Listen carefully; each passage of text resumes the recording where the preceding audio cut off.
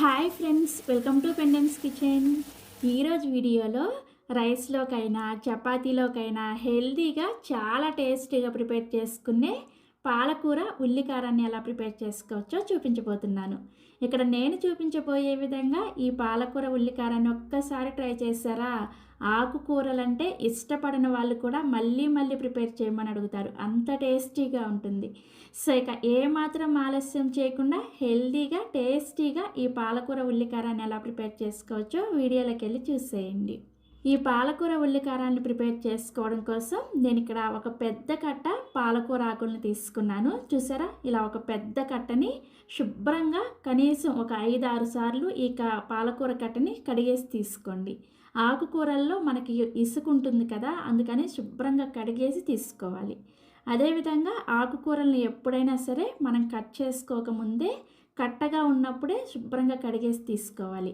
Cut చేసిన తర్వాత ఆకుకూరలను కడిగారంటే దానిలో ఉన్న పోషకాలన్నీ కూడా పోతాయన్నమాట. అందుకని ముందుగానే ఈ ఆకుకూరని శుభ్రంగా కడిగేసి ఇక్కడ వీడియోలో చూపిస్తున్నాను చూసారా, ఇలా బాగా చిన్న చిన్న ముక్కలుగా కట్ చేసుకోండి. మీరు ఎంత చిన్న ముక్కలుగా కట్ చేసుకుంటే మీకు పాలకూర అనేది అంత త్వరగా ఫ్రై అయిపోతుంది అనమాట.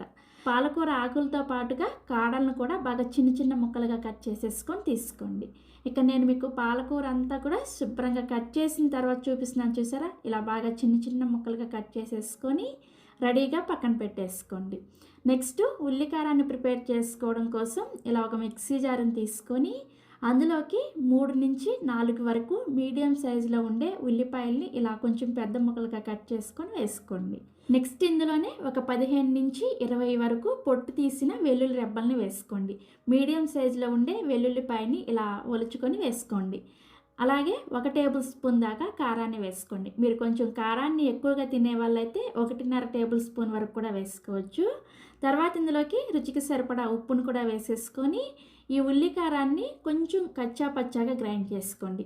మీ దగ్గర రోలు ఉంటే రోట్లో దంచుకొని కూడా తీసుకోవచ్చు. రోట్లో దంచుకున్నారంటే ఈ ఉల్లికారం అనేది మరింత టేస్టీగా వస్తుంది అనమాట. సో ఇలా కొంచెం కచ్చా పచ్చాగా గ్రైండ్ చేసుకున్న తర్వాత రెడీగా పక్కన పెట్టేసుకోండి.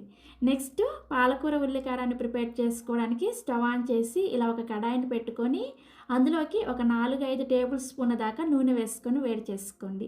ఈ కర్రీ కోసం ఖచ్చితంగా ఇలా కొంచెం నూనె ఎక్కువగా ఉంటేనే టేస్ట్ చాలా బాగుంటుంది. అంతేకాకుండా ఇలా కొంచెం నూనె ఎక్కువగా వేసుకోవడం వల్ల ఈ కర్రీ మనకి 2-3 రోజుల పాటు నిలవ కూడా ఉంటుంది అనమాట. నూనె వేడైన తర్వాత ఇందులోకి 1 టీ స్పూన్ దాకా పోపు దినుసులను వేసుకోండి. మినపప్పు, ఆవాలు, పచ్చిశనగపప్పు అండ్ జీలకర్ర ఈ 4 కలిపేసి 1 టేబుల్ స్పూన్ వరకు వేసుకొని వీటిని లో ఫ్లేమ్లోనే ఈ ఆవాలు అనేది చిటపట్లాడేంత వరకు ఫ్రై చేసుకోండి. సో మనకి ఆవాలు బాగా చిటపట్లాడేటప్పుడు ఇందులోకి 3 లేదా 4 ఎండుమిర్చిని ఇలా సగానికి కట్ చేసుకొని వేసుకోండి. నెక్స్ట్ ఇందులోనే 1 రెమ్మ కరివేపాకును కూడా వేసుకొని ఈ తాలింపుని లో ఫ్లేమ్లోనే చక్కగా ఫ్రై చేసేసుకొని ఇప్పుడు ఇందులోకి మనం ముందుగా గ్రైండ్ చేసుకున్న ఉల్లికారం ఉంది కదా, ఆ ఉల్లికారం మొత్తాన్ని కూడా ఈ తాలింపులో వేసేసుకొని కలుపుకుంటూ లో ఫ్లేమ్లోనే ఈ ఉల్లికారం అనేది చక్కగా వేగేంత వరకు కలుపుకుంటూ వేయించేసుకోండి. మంటని లో ఫ్లేమ్లో పెట్టుకొని మాత్రమే ఈ ఉల్లికారాన్ని బాగా వేయించుకోండి. మీరు ఎంత బాగా ఈ ఉల్లికారాన్ని వేయించుకుంటారో మీకు ఈ కర్రీ అనేది అంత టేస్టీగా కుదురుతుంది అనమాట. దగ్గరే ఉండి ఓపికతో బాగా వేయించుకోండి, మీకు కర్రీ టేస్ట్ అనేది నెక్స్ట్ లెవెల్లో వస్తుంది. సో మనకి ఈ ఉల్లికారం అనేది చక్కగా వేగి ఇలా కొంచెం దగ్గర పడి నూనె చూసారా ఇలా సపరేట్ అవుతూ ఉంటుందన్నమాట. నూనె ఇలా సపరేట్ అయ్యేటప్పుడు ఇందులోకి మనం ముందుగా కట్ చేసి పెట్టుకున్న పాలకూర ఆకు ఉంది కదా, ఆ పాలకూర ఆకు మొత్తాన్ని కూడా ఇందులో వేసేసుకొని మంటని లో ఫ్లేమ్లోనే పెట్టుకొని ఒకసారి బాగా కలిపేసుకొని మూత పెట్టేసి ఈ పాలకూర అనేది చక్కగా మగ్గేంత వరకు ఉడికించుకోండి. కనీసం ఒక 5-6 నిమిషాలు అయితే పడుతుంది ఈ పాలకూర మగ్గడానికి. అయితే మధ్య మధ్యలో మూత తీసి కలుపుకుంటూ ఈ పాలకూరను మగ్గించుకోండి. 5-6 నిమిషాల పాటు అలాగే వదిలేశారంటే ఈ పాలకూర అనేది అడుగంటుతుంది అనమాట. అందుకని మధ్య మధ్యలో ఇలా మూత తీసి కలుపుకుంటూ మనకి పాలకూర అనేది చక్కగా మగ్గిపోయేంత వరకు దీన్ని ఉడికించుకోవాలి. సో మొత్తానికి ఒక 6-7 నిమిషాల తర్వాత మూత తీసి మీకు చూపిస్తున్నాను చూసారా, ఆయిల్ ఇలా చక్కగా సపరేట్ అయిపోయి పాలకూరలో వేసుకున్న కాడ కూడా చూసారా ఇలా చక్కగా మెత్తగా ఉడికిపోయి ఉంటుందన్నమాట. ఇప్పటి వరకు కూడా మీరు చక్కగా మంటని లో ఫ్లేమ్లో పెట్టుకొని ఉడికించుకోవాలి. సో ఇలా చక్కగా పాలకూర అంతా కూడా ఉడికిపోయిన తర్వాత ఇప్పుడు ఒకసారి సాల్ట్ని చెక్ చేసుకోండి. మనం ఉల్లికారాన్ని గ్రైండ్ చేసుకునేటప్పుడు సాల్ట్ వేసుకున్నాం కదా, అది సరిపోకపోతే ఇప్పుడు ఇందులోకి ఒకవేళ మీకు సాల్ట్ సరిపోలేదు అనిపిస్తే కొద్దిగా సాల్ట్ని కూడా వేసుకొని కలుపుకోండి. నాకు ఇక్కడ కొంచెం ఉప్పు తక్కువగా అనిపించింది, అందుకని కొద్దిగా ఉప్పుని వేసుకొని కలుపుకున్నాను. సో ఇలా ఉప్పును కూడా వేసుకొని కలుపుకున్న తర్వాత నెక్స్ట్ ఇందులోకి ఒక అర టీ స్పూన్ దాకా పసుపు, 1 టీ స్పూన్ దాకా వేయించిన ధనియాల పొడి, అలాగే పావు టీ స్పూన్ దాకా వేయించిన జీలకర్ర పొడిని వేసుకొని కలుపుకోండి. ఇలా పాలకూర ఉల్లికారం ప్రిపేర్ చేసుకునేటప్పుడు వేయించుకున్న ధనియాలు జీలకర్ర పొడి వేసుకోవడం వలన టేస్ట్ చాలా చాలా బాగుంటుంది. తప్పకుండా వేసుకోండి. సో ఇవన్నీ వేసుకొని ఒకసారి బాగా కలుపుకొని మూత పెట్టేసి మరొక నిమిషం పాటు ఈ పాలకూర ఉల్లికారాన్ని ఉడికించుకోండి. సో 1 నిమిషం తర్వాత మూత తీసి మీకు చూపిస్తున్నాను చూసారా, ఘుమఘుమలాడుతూ పాలకూర ఉల్లికారం రెడీ అయిపోయింది. స్టవ్ ఆఫ్ చేసేసి ఈ పాలకూర ఉల్లికారాన్ని సర్వింగ్ బౌల్లోకి తీసుకోండి. సో ఇలా చక్కగా సర్వింగ్ బౌల్లోకి తీసుకొని వేడి వేడి అన్నంలో ఈ పాలకూర ఉల్లికారాన్ని వేసుకొని ఒక్కసారి రుచి చూసారనుకోండి, మళ్ళీ మళ్ళీ ఆకుకూరతో ఇదే విధంగా ప్రిపేర్ చేసుకోవాలనిపిస్తుంది. అంత టేస్టీగా ఉంటుంది. ఇక పక్కన ఏమీ అవసరం లేదు, అంత టేస్టీగా ఉంటుంది. మీరు ఈ విధంగా పాలకూరతోనే కాకుండా తోటకూరతో, మెంతికూరతో కూడా చేసుకోవచ్చు. చాలా చాలా టేస్టీగా ఉంటుంది. సో ఇలా చక్కగా వేడి వేడి అన్నంలో ఈ పాలకూర ఉల్లికారాన్ని వేసుకుని తప్పకుండా ఒక్కసారైనా సరే ఈ టేస్ట్ని మిస్ అవ్వకుండా ఎంజాయ్ చేయండి. ట్రై చేస్తారు కదా. ఆంధ్రాలో పెళ్లి భోజనాల్లో వడ్డించే టేస్టీ సాంబార్ని మనం ఇంట్లోనే ఎలా ప్రిపేర్ చేసుకోవచ్చో చూపించబోతున్నాను. ఇక్కడ నేను చూపించబోయే ఈ సాంబార్ని మీరు ఒక్కసారి ట్రై చేశారంటే ఖచ్చితంగా మళ్ళీ మళ్ళీ ప్రిపేర్ చేసుకుంటారు. అంత టేస్టీగా ఉంటాయి. తప్పకుండా ఒక్కసారైనా సరే ట్రై చేసి చూడండి. సో ఇక ఏమాత్రం ఆలస్యం చేయకుండా ఆంధ్రాలో పెళ్లి భోజనాల్లో వడ్డించే స్పెషల్ సాంబార్ని మనం ఇంట్లోనే ఎలా ప్రిపేర్ చేసుకోవాలో ఈ వీడియోలోకి వెళ్ళి చూసేయండి. ఈ సాంబార్ని ప్రిపేర్ చేసుకోవడం కోసం ఇలా ఒక కుక్కర్ని తీసుకొని ఇందులోకి 3/4 కప్పు కందిపప్పుని వేసుకొని ఈ కందిపప్పుని 2-3 సార్లు శుభ్రంగా కడిగేసి ఈ నీళ్ళన్నీ కూడా తీసేసి ఇప్పుడు ఇందులోకి మీరు ఏ కప్పుతో అయితే కందిపప్పును వేసుకున్నారో అదే కప్పుతోటి 3/4 కప్పు కందిపప్పుకి 2.5 కప్పుల నీళ్ళని పోసుకోండి. నెక్స్ట్ ఇందులోకి అర టీ స్పూన్ పసుపుని, 1 టీ స్పూన్ నూనెని కూడా వేసుకొని ఒకసారి కలిపేసుకొని ఇందులోకి ఒక స్టీల్ స్పూన్ని కానీ లేదంటే ఒక చిన్న గిన్నెని కానీ వేసుకోండి. ఇలా స్టీల్ స్పూన్ని కానీ చిన్న గిన్నెని కానీ వేసుకున్నారంటే పప్పు మనకి ఉడికినప్పుడు కుక్కర్కి పైకి పొంగకుండా ఉంటుందన్నమాట. అందుకోసం ఇలా ఒక స్టీల్ స్పూన్ని కానీ చిన్న గిన్నెని కానీ వేసుకొని కుక్కర్ మూత పెట్టేసి మీడియం ఫ్లేమ్లో 5 విజిల్స్ వచ్చేంత వరకు పప్పుని బాగా మెత్తగా ఉడికించుకోండి. ఒక పక్క పప్పు ఉడుకుతూ ఉంటుంది. ఈలోపు ఒక చిన్న గిన్నెలోకి ఒక నిమ్మకాయ సైజ్ అంతా చింతపండుని తీసుకొని ఈ చింతపండుని ఒకసారి శుభ్రంగా కడిగేసి ఇందులోకి 1 కప్పు నీళ్ళని అలాగే 1 టీ స్పూన్ ఉప్పును కూడా వేసుకొని 5 నిమిషాల పాటు నానబెట్టుకోండి. ఇలా ఉప్పు వేసుకొని చింతపండుని నానబెట్టుకున్నారంటే చింతపండు చాలా త్వరగా నానిపోతుంది అనమాట. సో 5 నిమిషాల తర్వాత చూసారా చింతపండు ఇలా బాగా మెత్తగా నానిపోయి ఉంటుంది. ఇప్పుడు ఈ చింతపండుని చేత్తోనే బాగా గట్టిగా పిసుకుతూ చింతపండు రసాన్ని తీసుకోండి. ఈ చింతపండు రసాన్ని తీసుకొని ఎక్స్ట్రా వచ్చిన పిప్పి మొత్తాన్ని కూడా పడేసేయండి. సో ఇలా చింతపండు రసాన్ని తీసుకొని ఈ చింతపండు రసాన్ని ఏ కప్పుతో అయితే కందిపప్పుని తీసుకున్నామో ఆ కప్పులోకి 1 కప్పు చింతపండు రసాన్ని ఫిల్టర్ చేసుకోండి. నేను ఇక్కడ అంతా కూడా పర్ఫెక్ట్గా పక్కా కొలతలతో చూపిస్తున్నాను. మీరు కూడా ఎగ్జాక్ట్గా ఇవే కొలతల్ని ఫాలో అయ్యారంటే సాంబార్ చాలా టేస్టీగా వస్తుంది. అందుకని వీడియోని స్కిప్ చేయకుండా ప్రతి ఒక్కటి కూడా చక్కగా నోట్ చేసుకోండి. సో ఇలా 1 కప్పు చింతపండు రసాన్ని తీసుకొని రెడీగా పక్కన పెట్టేసుకోండి. సో కుక్కర్ 5 విజిల్స్ వచ్చిన తర్వాత కుక్కర్ మూత తీసి మీకు చూపిస్తున్నాను చూసారా, పప్పు మనకి పైకి అస్సలు పొంగలేదు కదా. స్టీల్ స్పూన్ వేసుకోవడం వల్ల పప్పు మనకి ఇలా పైకి పొంగకుండా బాగా ఉడికిపోతుంది అనమాట. జస్ట్ తెలియని వాళ్ళ కోసం టిప్ అనమాట. ఒకవేళ మీకు ఆల్రెడీ తెలుసుంటే ఈ స్టెప్ని స్కిప్ చేసేయచ్చు.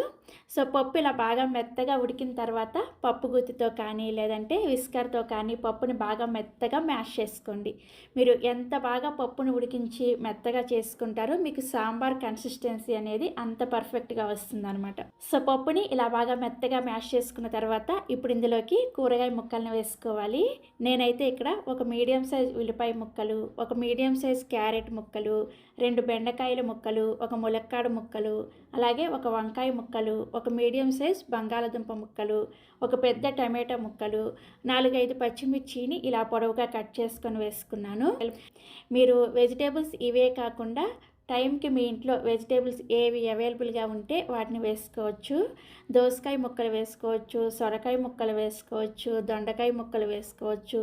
ఇలా మీకు నచ్చిన వెజిటేబుల్స్ ఏవైనా సరే సాంబార్లో వేసుకోవచ్చు. కూరగాయ ముక్కలను వేసుకున్న తర్వాత ఒకసారి కలుపుకొని ఇందులోకి రుచికి సరిపడా ఉప్పుని, అలాగే 1 టీ స్పూన్ దాకా కారాన్ని వేసుకోండి. కారాన్ని మీరు తినే కారానికి తగ్గట్టుగా చూసుకొని వేసుకోండి. ఆల్రెడీ మనం పచ్చిమిర్చి వేసాం కదా, పచ్చిమిర్చి ఉండే కారానికి తగ్గట్టుగా మీ ఇంట్లో కారం ఎంత తింటారో చూసుకొని దాన్ని బట్టి వేసుకోండి. కారం కూడా వేసుకున్న తర్వాత నెక్స్ట్ ఇందులోకి మనం ముందుగా ప్రిపేర్ చేసి పెట్టుకున్న 1 కప్పు చింతపండు రసం మొత్తాన్ని కూడా వేసేసుకొని ఒకసారి మళ్ళీ కలుపుకొని ఇందులోకి 1/2 కప్పు నీళ్ళను వేసుకొని మళ్ళీ కలుపుకోండి. నీళ్ళను కూడా ఎగ్జాక్ట్గా నేను చూపించిన విధంగానే వేసుకోండి. మీకు సాంబార్ అనేది ఎక్సలెంట్గా వస్తుంది.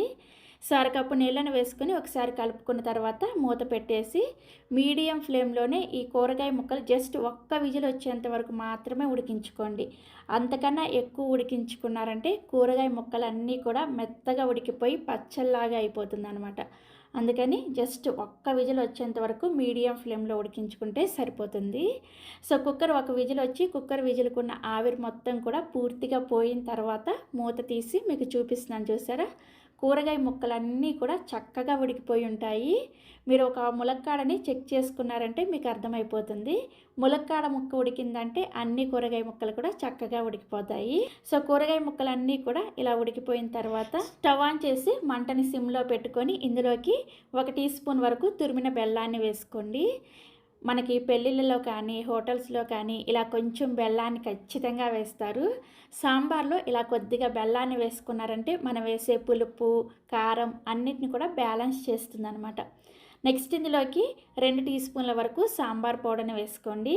సాంబార్ పౌడర్ మీకు నచ్చిన ఏ బ్రాండ్ సాంబార్ పౌడర్ అయినా సరే వేసుకోవచ్చు. నేనైతే ఎంటీఆర్ సాంబార్ పౌడర్ని యూజ్ చేస్తాను. మీరు ఇదే బ్రాండ్ కాకుండా మీకు నచ్చిన బ్రాండ్ ఏదైనా సరే వేసుకోవచ్చు. సాంబార్ పౌడర్ని కూడా వేసుకున్న తర్వాత ఒకసారి కలుపుకొని ఇందులోకి మనం కందిపప్పు తీసుకున్న కప్పుతోనే 1.5 కప్పు నుంచి 2 కప్పుల దాకా నీళ్ళని వేసుకోండి. సాంబార్ కన్సిస్టెన్సీని చెక్ చేసుకోండి. కొంతమందికి పల్చగా ఉంటే ఇష్టంగా ఉంటుంది, కొంతమందికి బాగా చిక్కగా ఉంటే ఇష్టంగా ఉంటుంది కదా. సో అందుకని చూసుకొని సాంబార్ కన్సిస్టెన్సీకి తగ్గట్టుగా నీళ్ళని వేసుకోండి. నేనైతే 1.5 కప్పుల నీళ్ళని వేసుకున్నాను. నీళ్ళని వేసుకున్న తర్వాత మళ్ళీ ఒకసారి కలిపేసుకొని మీడియం ఫ్లేమ్లో ఈ సాంబార్ని ఒక 5 నుంచి 10 నిమిషాల పాటు లో టు మీడియం ఫ్లేమ్లో సాంబార్ని బాగా బాయిల్ చేసుకోండి. సాంబార్ని ఎంత మరిగించుకుంటే అంత టేస్టీగా ఉంటుంది. సో ఒక పక్క ఈ సాంబార్ మరుగుతూ ఉంటుంది. ఈ లోపు మనం ఇంకొక స్టవ్ మీద తాలింపు పెట్టేసుకోవచ్చు. తాలింపు కోసం స్టవ్ మీద ఇలా ఒక పోపు గిన్నెను పెట్టుకొని ఇందులోకి 2 టేబుల్ స్పూన్ల దాకా నూనెను వేసుకొని వేడి చేసుకోండి. మీరు కావాలంటే నూనెను తగ్గించి కూడా వేసుకోవచ్చు. మీకు నూనె ఎంత కావాలో చూసుకొని దాన్ని బట్టి వేసుకోండి. సో నూనె వేడైన తర్వాత ఇందులోకి ఒక 7-8 వరకు వెల్లుల్లి రెబ్బల్ని పైన పొట్టు తీసేసి ఇలా కచ్చాపచ్చాగా దంచుకొని వేసుకోండి. వెల్లుల్లిని వేసుకున్న తర్వాత ఫస్ట్ ఈ వెల్లుల్లిని లో ఫ్లేమ్లోనే 1 నిమిషం పాటు వేయించుకోండి. సో వెల్లుల్లి కొద్దిగా వేగిన తర్వాత ఇందులోకి 1/2 టీ స్పూన్ దాకా ఆవాలు, 1/2 టీ స్పూన్ దాకా జీలకర్ర, 2-3 ఎండుమిర్చిని ఇలా తుంచుకొని వేసుకొని ఈ తాలింపు గింజల్ని ఎండుమిర్చిని లో ఫ్లేమ్లోనే కొద్దిగా వేయించుకోండి. సో తాలింపు గింజలు చక్కగా వేగిన తర్వాత ఇందులోకి ఒక చిన్న ఉల్లిపాయని ఇలా చిన్న చిన్న ముక్కలుగా కట్ చేసుకొని వేసుకోండి. మీ దగ్గర ఒకవేళ సాంబార్ ఉల్లిపాయలు ఉంటే సాంబార్ ఉల్లిపాయలను కూడా వేసుకోవచ్చు. ఆంధ్రాలో అయితే ఇలా ఉల్లిపాయ ముక్కలు మాత్రమే వేస్తారు. ఈ ఉల్లిపాయ ముక్కలను కూడా కలుపుకుంటూ లో టు మీడియం ఫ్లేమ్లోనే మంచి రంగు వచ్చేంత వరకు వేయించుకోండి. ఉల్లిపాయ ముక్కలను వేయించుకునేటప్పుడే ఇందులోకి ఒక రెమ్మ కరివేపాకును కూడా వేసేసుకొని ఉల్లిపాయ ముక్కలు చూసారా ఇలా కొంచెం గోల్డెన్ బ్రౌన్ కలర్ వచ్చేంత వరకు వేయించుకోవాలి. సో ఉల్లిపాయ ముక్కలు ఇలా వేగిన తర్వాత ఇందులోకి సన్నగా తరిగిన కొత్తిమీర కూడా కొద్దిగా వేసేసుకొని ఒకసారి కలుపుకొని స్టవ్ ఆఫ్ చేసేసి మనం మరిగించుకుంటున్న ఈ సాంబార్లోకి ఈ తాలింపుని వేసేసి ఒకసారి బాగా కలుపుకోండి. ఇలా కలుపుకున్న తర్వాత మళ్ళీ 1 నిమిషం పాటు సాంబార్ని ఈ తాలింపుతో పాటుగానే బాగా మరిగించుకోవాలి. ఇలా తాలింపుతో పాటు సాంబార్ని మరిగించుకుంటే తాలింపు ఫ్లేవర్ అంతా కూడా సాంబార్కి పట్టి సాంబార్ టేస్ట్ చాలా చాలా టేస్టీగా వస్తుంది. సో 1 నిమిషం పాటు మరిగించుకున్న తర్వాత స్టవ్ ఆఫ్ చేసేసి ఈ సాంబార్ని వేడి వేడిగా అన్నంతో కానీ టిఫిన్తో కానీ సర్వ్ చేసుకోండి. ఎంత టేస్టీగా ఉంటాయో మాటల్లో చెప్పలేను. ఇక్కడ మీకు చెప్తున్నాను కానీ నాకైతే ఈరోజు ఈ సాంబార్ తినాలనిపిస్తుంది. అంత పర్ఫెక్ట్గా ఉంటాయి. టేస్ట్ మాత్రం చెప్పాను కదా, ఒక్కసారి తిన్న వాళ్ళు మళ్ళీ మళ్ళీ చేసుకోవాలనిపించే అంత టేస్టీగా ఉంటాయి. రెగ్యులర్గా ఎప్పుడూ చేసుకునే కాకరకాయ ఫ్రై కాకుండా కాస్త డిఫరెంట్గా చాలా టేస్టీగా కాకరకాయ ఉల్లికారాన్ని ఎలా ప్రిపేర్ చేసుకోవచ్చో చూపించబోతున్నాను. ఒక్కసారి ఈ ప్రాసెస్లో మీరు కాకరకాయ ఉల్లికారాన్ని రుచి చూసారనుకోండి, ఖచ్చితంగా మీరు ఎప్పుడు కాకరకాయలు తెచ్చుకున్నా ఇదే విధంగా ప్రిపేర్ చేసుకుంటారు. అంత టేస్టీగా ఉంటుంది. నిజం చెప్పనా, కాకరకాయలంటే ఇష్టం లేని వాళ్ళకు కూడా ఇది ఒక్కసారి రుచి చూపించారనుకోండి మళ్ళీ మళ్ళీ కాకరకాయ కావాలని అడుగుతారు. అంత టేస్టీగా ఉంటుంది. కొంచెం ఎక్కువగా చెప్తున్నాను అనుకుంటున్నారు కదా, బట్ టేస్ట్ చేసిన తర్వాత మీకే తెలుస్తుంది ఎందుకు ఇలా చెప్తున్నాను అనేది. సో ఇక ఏమాత్రం ఆలస్యం చేయకుండా చాలా చాలా టేస్టీగా ఉండే ఈ కాకరకాయ ఉల్లికారాన్ని ఎలా ప్రిపేర్ చేసుకోవచ్చో వీడియోలోకి వెళ్ళి చూసేయండి. ఈ కాకరకాయ ఉల్లికారాన్ని ప్రిపేర్ చేసుకోవడం కోసం నేను ఇక్కడ 1/2 కేజీ చిన్న కాకరకాయలను తీసుకొని శుభ్రంగా కడిగేసి తీసుకున్నాను. మీరు కావాలంటే పెద్ద కాకరకాయలను కూడా తీసుకోవచ్చు. పెద్ద కాకరకాయలు తీసుకుంటే మీరు ఒక్కొక్క కాకరకాయని సగానికి కట్ చేసుకొని తీసుకోండి. ఇప్పుడు ఈ కాకరకాయలకి పైన ఉన్న చెక్కుని తీసేసుకోండి. మీకు ఒకవేళ ఆ చెక్కుని తీసుకోవడం ఇష్టం లేకపోతే తీసుకోకుండా డైరెక్ట్గా కూడా యూస్ చేసుకోవచ్చు. బట్ మా ఇంట్లో అయితే ఇలా చెక్కు ఉంటే తినరనమాట, అందుకని నేను కొంచెం లైట్గా చెక్కుని తీసుకుంటున్నాను. సో ఇలా చక్కగా అన్ని కాకరకాయలకు కూడా చెక్కు తీసేసిన తర్వాత కాకరకాయకి మధ్యలో ఈ విధంగా ఒక ఘాటును పెట్టుకోండి. ఇలా ఘాటును పెట్టుకొని కాకరకాయ లోపల ఉన్న గింజలను తీసేసి పక్కన పెట్టుకోండి. ఇదే విధంగా అన్ని కాకరకాయల్లో ఉన్న గింజలన్నీ కూడా తీసేసి ఈ గింజలన్నింటినీ కూడా ఒక గిన్నెలోకి వేసుకొని పక్కన పెట్టుకోండి. మనం ఈ కాకరకాయ ఉల్లికారంలో ఈ గింజలను కూడా యూజ్ చేస్తాము. అది ఎలాగో నేను ఈ ఉల్లికారాన్ని ప్రిపేర్ చేసేటప్పుడు చూపిస్తాను. సో ఇలా ఘాట్లు పెట్టుకున్న ఈ కాకరకాయలన్నింటినీ కూడా ఒక మిక్సింగ్ బౌల్లోకి వేసుకొని ఇందులోకి 1/2 టీ స్పూన్ ఉప్పు, 1/2 టీ స్పూన్ పసుపుని వేసుకొని ఈ ఉప్పు పసుపు కాకరకాయలకి పట్టే విధంగా ఒకసారి బాగా కలుపుకొని ఈ గిన్నెని ఒక 10 నిమిషాల పాటు పక్కన పెట్టుకోండి. ఈలోపు చూసారా, ఈ సైజులో ఉండే 3 ఉల్లిపాయలను తీసుకొని వాటిని ఈ విధంగా పొడవుగా ముక్కల్లాగా కట్ చేసుకొని రెడీగా పెట్టుకోండి. నెక్స్ట్ ఒక మిక్సీ జార్ని తీసుకొని ఇందులోకి ఒక 50 గ్రాముల వరకు పుట్నాల పప్పుని వేసుకోండి. వీటిని వేయించిన శనగపప్పు అలాగే చట్నీ పప్పు అని కూడా అంటారు. వీటిని కొంచెం కోర్సుగా పౌడర్ లాగా గ్రైండ్ చేసుకోండి. మరీ మెత్తగా పౌడర్ లాగా కాకుండా కొంచెం బరకగా ఉండేటట్లుగా గ్రైండ్ చేసుకోవాలి. చూసారా, ఇలా బరకగా గ్రైండ్ చేసుకొని ఈ పుట్నాల పొడిని కూడా రెడీగా పక్కన పెట్టేసుకోండి. నెక్స్ట్ ఒక 10 నిమిషాల తర్వాత కాకరకాయల్లో నుంచి ఇలా కొంచెం నీళ్ళు ఊరుతూ ఉంటాయి అన్నమాట. ఇప్పుడు ఈ కాకరకాయల్ని చేత్తో కొంచెం గట్టిగా పిండారంటే ఈ కాకరకాయల్లో నుంచి కూడా నీళ్ళు వస్తాయి అన్నమాట. ఈ నీళ్ళన్నీ కూడా పిండేసి కాకరకాయల్ని ఒక గిన్నెలో వేసుకొని పెట్టుకోండి. మీకు ఒకవేళ ఇలా చేయడం వల్ల కాకరకాయల్లో ఉన్న విటమిన్స్ అన్నీ పోతాయి అనిపిస్తే మీరు ఈ ప్రాసెస్ చేసుకోకుండా డైరెక్ట్గా కాకరకాయలని ఘాట్లు పెట్టేసుకొని నూనెలో వేసుకొని ఫ్రై చేసుకోవచ్చు. బట్ ఇలా చేసుకున్నారంటే కాకరకాయల్లో ఉన్న చేదు అనేది సగం వరకు పోతుందన్నమాట. డైరెక్ట్గా వేసుకున్నారంటే కర్రీ కొంచెం చేదుగా ఉంటుంది. మా ఇంట్లో అయితే డైరెక్ట్గా వేస్తే తినరు అనమాట. అందుకని నేను ఈ విధంగా కాకరకాయలని పిండేసి కొంచెం చేదు పోయిన తర్వాత కర్రీని చేసుకుంటాను. మీ ఇష్టం, మీకు ఎలా కావాలంటే అలా చేసుకోవచ్చు. సో కాకరకాయల్లో ఉన్న నీళ్ళన్నీ కూడా ఇలా పిండేసిన తర్వాత రెడీగా పక్కన పెట్టుకోండి. నెక్స్ట్ స్టవ్ ఆన్ చేసి ఇలా ఒక కడాయిని పెట్టుకొని ఇందులోకి 2 టేబుల్ స్పూన్ల దాకా నూనె వేసుకొని వేడి చేసుకోండి. నూనె వేడైన తర్వాత మనం ముందుగా నీళ్ళన్నీ పిండేసిన ఈ కాకరకాయలు వేసేసుకొని ఒకసారి కలుపుకొని ఇందులోకి మనం ముందుగా గింజలన్నీ తీసేసి రెడీగా పక్కన పెట్టుకున్నాం కదా, ఈ కాకరకాయ గింజలను కూడా వేసేసుకొని ఈ కాకరకాయలని అలాగే గింజల్ని కలుపుకుంటూ మీడియం ఫ్లేమ్లోనే ఈ కాకరకాయ గింజలు అనేది బాగా మంచి గోల్డెన్ కలర్ వచ్చేంత వరకు వేయించుకోండి. గింజలు సరిగా వేగలేదు అంటే ఈ కర్రీ అనేది అస్సలు టేస్టీగా ఉండదు. కలుపుకుంటూ చక్కగా వేయించుకోండి. మీకు ఒకవేళ గింజలు వేసుకోవడం ఇష్టం లేకపోతే స్కిప్ చేయొచ్చు. బట్ గింజలు వేసుకుంటేనే ఈ కర్రీ అనేది చాలా చాలా టేస్టీగా ఉంటుంది. ఒకసారి ట్రై చేయండి. సో ఒక 2-3 నిమిషాలకి చూసారా, కాకరకాయలు అలాగే కాకరకాయ గింజలు చక్కగా వేగిపోయాయి కదా. ఇలా వేగిన తర్వాత ఈ కాకరకాయలని మాత్రమే ఒక బౌల్లోకి తీసుకొని పక్కన పెట్టుకోండి. నెక్స్ట్ ఈ గింజల్ని సపరేట్గా వేరొక గిన్నెలోకి తీసుకొని రెడీగా పక్కన పెట్టేసుకోండి. నెక్స్ట్ ఇప్పుడు ఇదే కడాయిలోకి ఆల్రెడీ నూనె ఉంది కదా, ఈ నూనెలోకి 1 టీ స్పూన్ దాకా ధనియాలు, 1 టీ స్పూన్ దాకా జీలకర్ర, అలాగే ఒక 15 నుంచి 20 వరకు ఎండుమిర్చిని వేసుకొని వీటిని జస్ట్ ఒక్క 30 సెకండ్ల పాటు లో ఫ్లేమ్లోనే వేయించుకోండి. సో ఎండుమిర్చి చూసారా, ఇలా లైట్గా రంగు మారేటప్పుడు ఇందులోకి ఒక 10 వెల్లుల్లి రెబ్బలు, అలాగే మనం ముందుగా కట్ చేసి పెట్టుకున్న ఈ ఉల్లిపాయలన్నీ కూడా వేసేసుకొని ఒకసారి కలుపుకొని ఇందులోకి ఒక చిన్న నిమ్మకాయ సైజ్ అంతా చింతపండుని ఇలా విడివిడిగా చేసుకొని వేసుకోండి. చింతపండు కూడా మరీ ఎక్కువగా వేసుకోకూడదు, జస్ట్ కొంచెం వేసుకుంటే సరిపోతుంది. నెక్స్ట్ ఇందులోనే రుచికి సరిపడా ఉప్పుని వేసుకోండి. నేనైతే ఇక్కడ 1 టీ స్పూన్ దాకా ఉప్పుని వేసుకున్నాను. ఒకవేళ తగ్గితే తర్వాత చూసుకొని వేసుకోవచ్చు. అలాగే 1/2 టీ స్పూన్ దాకా పసుపును కూడా వేసుకొని కలుపుకుంటూ ఈ ఉల్లిపాయ ముక్కలు కొంచెం మెత్తపడేంత వరకు లో టు మీడియం ఫ్లేమ్లో వేయించుకోండి. మనకి ఈ కర్రీ కోసం ఉల్లిపాయ ముక్కలు అస్సలు రంగు మారకూడదు, జస్ట్ కొంచెం మెత్తపడితే సరిపోతుంది అనమాట. సో ఇక్కడ నేను మీకు ఉల్లిపాయలు వేగిన తర్వాత చూపిస్తాను చూసారా, ఇలా మెత్తబడిన తర్వాత స్టవ్ ఆఫ్ చేసేసి వీటిని పూర్తిగా చల్లారనివ్వండి. సో మనకి ఈ ఉల్లిపాయ మిశ్రమం పూర్తిగా చల్లారిన తర్వాత వీటిని మిక్సీ జార్లోకి వేసుకొని నెక్స్ట్ ఇదే మిక్సీ జార్లోకి మనం ముందుగా వేయించుకొని రెడీగా పక్కన పెట్టుకున్న ఈ కాకరకాయ గింజలను కూడా వేసేసుకొని అవసరమైతే 1 టేబుల్ స్పూన్ దాకా నీళ్ళని వేసుకొని ఈ ఉల్లికారాన్ని బాగా మెత్తటి పేస్ట్ లాగా గ్రైండ్ చేసుకోండి. చూసారా, ఇలా మెత్తటి పేస్ట్ లాగా గ్రైండ్ చేసుకున్న ఈ ఉల్లికారాన్ని మనం ముందుగా వేయించి పక్కన పెట్టుకున్న ఈ కాకరకాయ మధ్యలోకి ఈ విధంగా స్టఫ్ చేసుకోండి. సో ఇదే విధంగా అన్ని కాకరకాయలకు కూడా ఉల్లికారాన్ని స్టఫ్ చేసేసి రెడీగా పక్కన పెట్టుకోండి. నెక్స్ట్ స్టవ్ ఆన్ చేసి ఇలా ఒక కడాయిని పెట్టుకొని ఇందులోకి 3 టేబుల్ స్పూన్ల నూనెను వేసుకొని వేడి చేసుకోండి. నూనె వేడైన తర్వాత ఇందులోకి పోపు దినుసులు వేసుకోండి.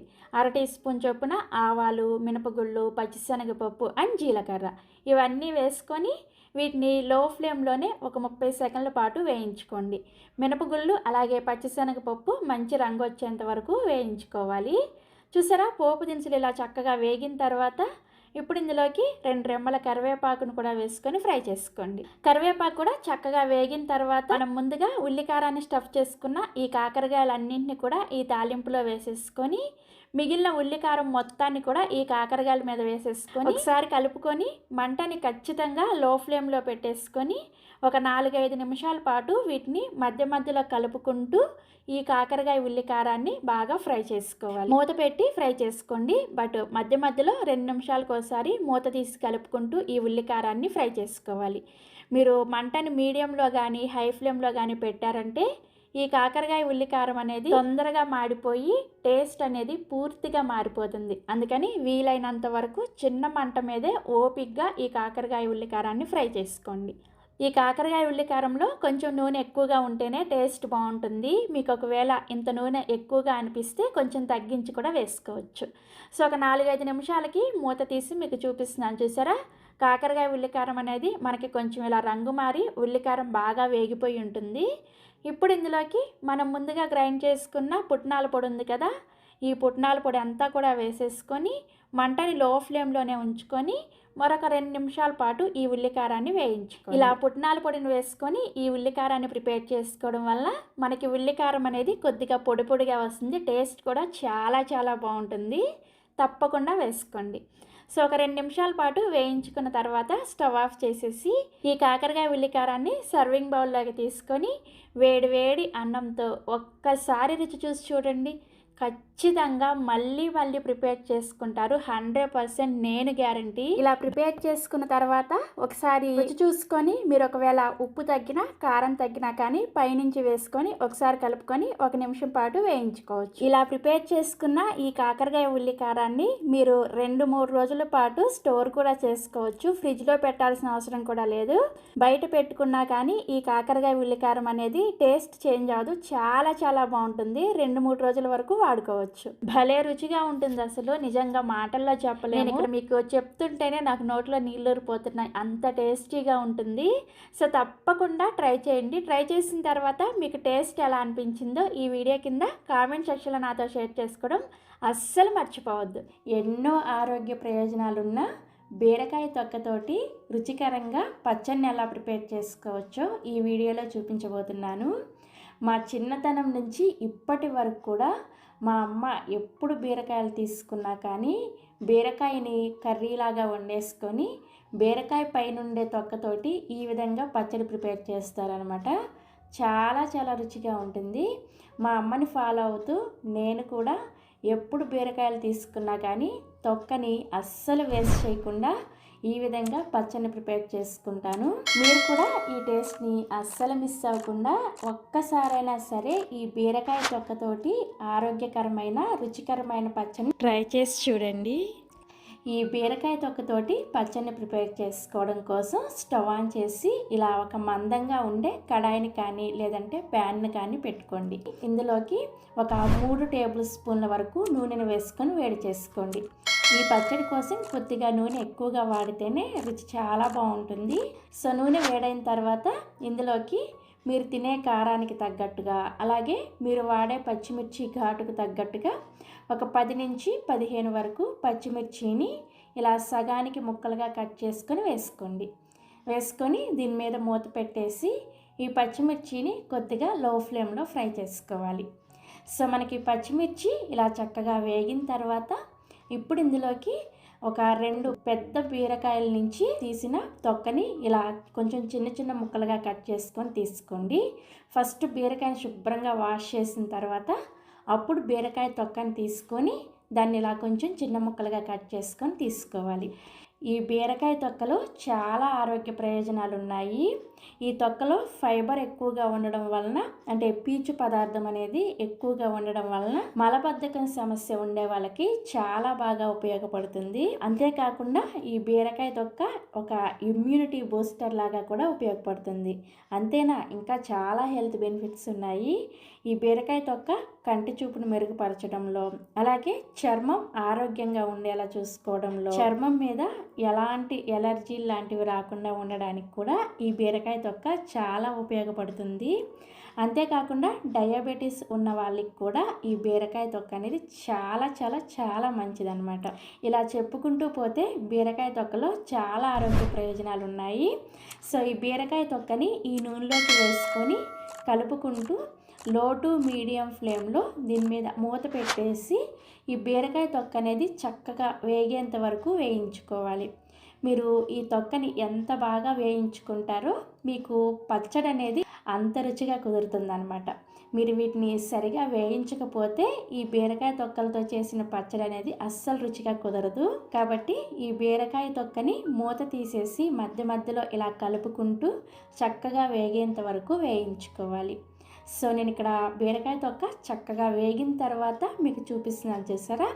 ఇలా చక్కగా వేయించుకున్న తర్వాత మాత్రమే ఇందులోకి 2 మీడియం సైజులో ఉండే బాగా పండిన టమోటాలని ఇలా చిన్న ముక్కలుగా కట్ చేసుకొని వేసుకోండి.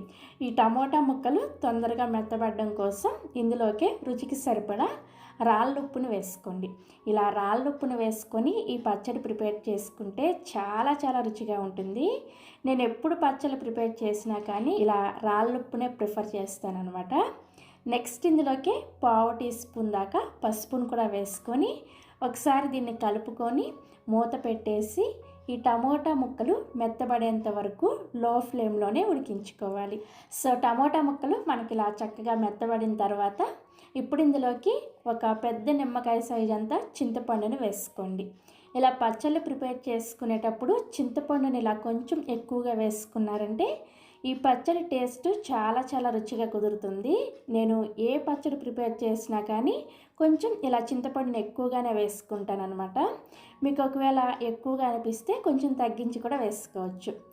సో ఇలా చింతపండుని కూడా వేసుకొని ఒకసారి కలుపుకొని మూత పెట్టేసి ఈ చింతపండు అనేది మెత్తబడేంత వరకు ఒక 2 నిమిషాల పాటు లో ఫ్లేమ్లో ఫ్రై చేసుకోవాలి. సో 2 నిమిషాల తర్వాత మూత తీసి చూస్తే మనకి చింతపండు చూసారా ఇలా చక్కగా మెత్తబడిపోయి ఉంటుంది. ఇప్పుడు ఇందులోకి ఒక 4-5 వరకు పొట్టు తీసిన వెల్లుల్లి రెబ్బల్ని వేసుకోండి. అండ్ అలానే 1 టీ స్పూన్ దాకా జీలకర్రను కూడా వేసుకొని ఒకసారి కలుపుకొని వెంటనే స్టవ్ ఆఫ్ చేసేసి ఈ మిశ్రమాన్ని పూర్తిగా చల్లారనివ్వాలి. ఇలా వెల్లుల్లి రెబ్బలు అండ్ జీలకర్ర వేసుకున్న తర్వాత ఎక్కువసేపు ఫ్రై చేసుకోకూడదు అనమాట.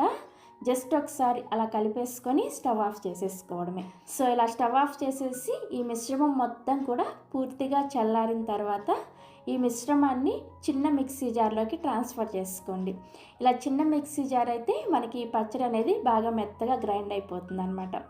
మనం ఈ పచ్చడిని బరకగా గ్రైండ్ చేసుకోకూడదు, వీలైనంత మెత్తగా గ్రైండ్ చేసుకోవాలి.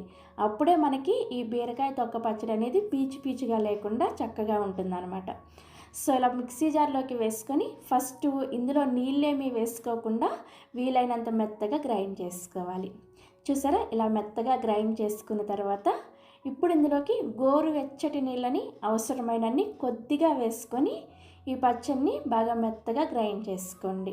ఈ పచ్చడిలో ఇలా కొంచెం గోరువెచ్చని నీళ్ళని వేసుకొని గ్రైండ్ చేసుకున్నారంటే మనకి పచ్చడి అనేది 4-5 రోజుల పాటు నిల్వ ఉంటుందన్నమాట.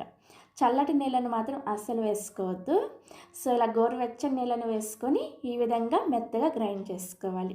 అలాగే ఈ పచ్చడిని మరీ పలుచగా గ్రైండ్ చేసుకోవద్దు. చూసారా, ఈ విధంగా గ్రైండ్ చేసుకొని ఈ పచ్చడికి తాలింపు పెట్టుకోవడం కోసం స్టవ్ మీద నేను ఇందాక ఈ బీరకాయ తొక్కలు ఫ్రై చేసుకున్న ప్యాన్నే పెట్టుకున్నాను. ఇందులోకి 1 టేబుల్ స్పూన్ వరకు నూనెను వేసుకొని వేడి చేసుకోండి. నూనె వేడైన తర్వాత ఇందులోనే 1 టీ స్పూన్ వరకు పోపు దినుసులను వేసుకోండి. ఆవాలు, మినపప్పు, పచ్చిశనగపప్పు అండ్ జీలకర్ర ఈ 4 కలిపి 1 టీ స్పూన్ వేసుకొని ఈ పప్పుల్ని లో ఫ్లేమ్లో కొద్దిగా ఫ్రై చేసుకోవాలి. మనకి పప్పులు ఇలా చక్కగా వేగేటప్పుడు ఇందులోనే 2-3 చితక్కొట్టిన వెల్లుల్లి రెబ్బలు, 2 ఎండుమిర్చిని కూడా ఇలా సగానికి తుంచుకొని వేసుకోండి. ఎండుమిర్చిని కూడా కొంచెం ఫ్రై చేసుకొని ఇందులో 1 రెమ్మ కరివేపాకును కూడా వేసుకొని ఫ్రై చేసుకొని మనం ముందుగా గ్రైండ్ చేసుకున్న పచ్చడి ఉంది కదా, ఆ పచ్చడిని ఈ తాలింపులో వేసుకొని స్టవ్ ఆఫ్ చేసేసి ఈ తాలింపు అంతా కూడా పచ్చడికి పట్టేటట్టుగా బాగా కలుపుకోవాలి. స్టవ్ ఆఫ్ చేసిన తర్వాత మాత్రమే ఈ పచ్చడిని వేసుకొని కలుపుకోండి. సో ఇలా కలుపుకున్నామంటే మనకి చాలా చాలా రుచిగా ఉండే బీరకాయ తొక్కల పచ్చడి రెడీ అయిపోయినట్లే. సో ఇలా రెడీ చేసుకున్న ఈ పచ్చడిని సర్వింగ్ బౌల్లోకి తీసుకొని వేడి వేడి అన్నంలో ఈ పచ్చడి వేసుకొని కొద్దిగా నెయ్యి వేసుకొని తిన్నారంటే అమృతం లాగా ఉంటుంది. అంతేకాకుండా ఈ పచ్చడిని బ్రేక్ఫాస్ట్లో కూడా సర్వ్ చేసుకోవచ్చు. లైక్ ఇడ్లీ, దోశ, వడ ఇలా ఎందులోనైనా సరే సర్వ్ చేసుకోవచ్చు. చాలా చాలా రుచిగా ఉంటుంది. ఇక్కడ మీకు చూస్తుంటేనే వెంటనే తినాలనిపిస్తుంది కదా. మరి ఇంకెందుకు ఆలస్యం, ఈ టేస్టీ బీరకాయ తొక్కల పచ్చడిని మీరు కూడా ఈ టేస్ట్ని మిస్ అవ్వకుండా తప్పకుండా ఒక్కసారి ట్రై చేసి చూడండి. ట్రై చేసిన తర్వాత మీకు టేస్ట్ ఎలా అనిపించిందో ఈ వీడియో కింద కామెంట్ సెక్షన్లో నాతో షేర్ చేసుకోండి. Thanks for watching.